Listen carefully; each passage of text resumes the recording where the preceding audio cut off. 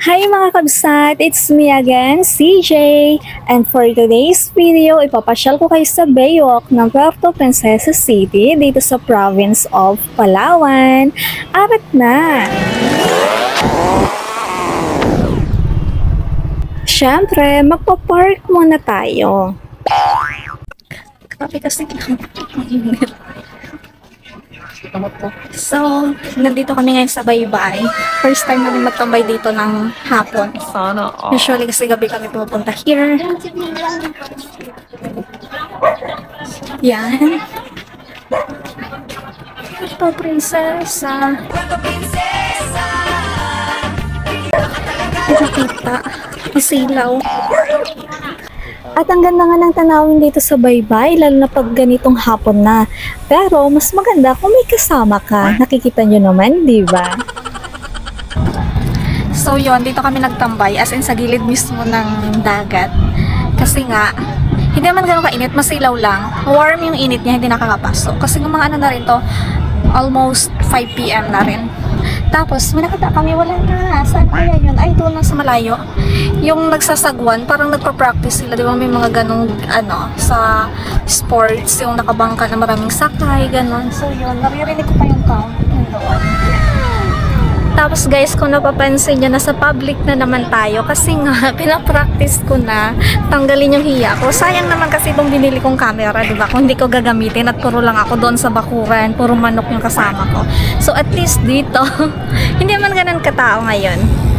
Baka mamayang gabi, yan, mamayang gabi marami na yung tao. At syempre, hindi kompleto ang pagtambay natin sa Baybay kung hindi tayo kakain.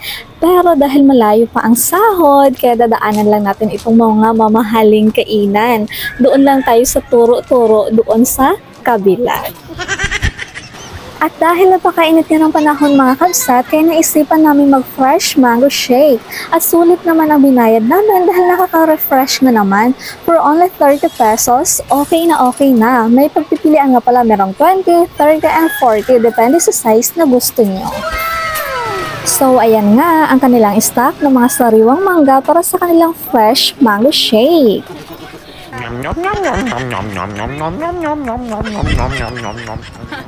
At syempre mga kabsat, hindi kompleto ang merienda natin kung puro panulak lang. Kaya niyaya ko siya sa kabilang pwesto para bumili kami ng street food. At kung nakikita nyo, ang binili namin ay ang isaw at calamares lang.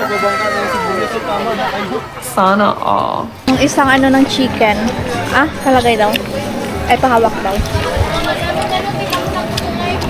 Ay, pusit ito. Dito muna tayo sa isaw. First bite.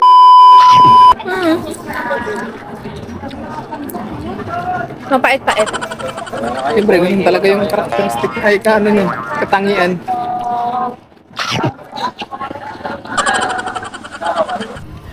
At ang pinaka-highlight nga pala ng vlog kong ito ay ang sunset sa Baybay.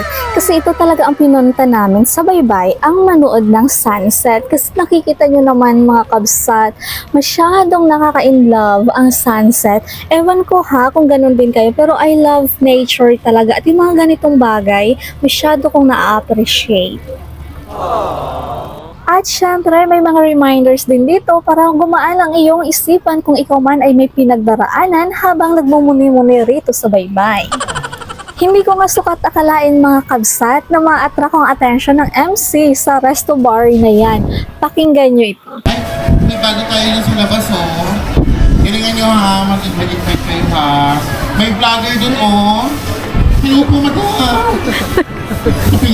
Sobrang natawa nga kami doon kabsat kasi nga naman ang daming tao sa paligid tapos naka-microphone pa siya. E di syempre pinagtinginan kami, alam niyo naman tayo, nag-content creator kahit naman nahiyain in public. Uy! Siguro kung pinasatay ni M ng malaki-laki, baka naman mawalang hiya natin at mapalitan ng sobrang kapal ng mukha. O diba? M, baka naman. And before anything else, gusto ko nga naman palang magpasalamat sa inyong walang sawang suporta sa akin, sa inyong walang sawang pagre-react, pagko-comment, at panonood sa aking mga posts. Dahil dyan, tayo po ay invited na sa bonuses. And of course, again, thanks to all of you. Hindi ako ma-invite kung hindi dahil sa napaka-active engagement na nanggagaling sa inyo.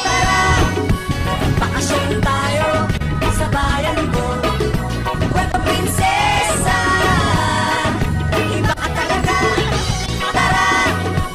Bakasyon tayo sa bayan ko, Puerto Princesa.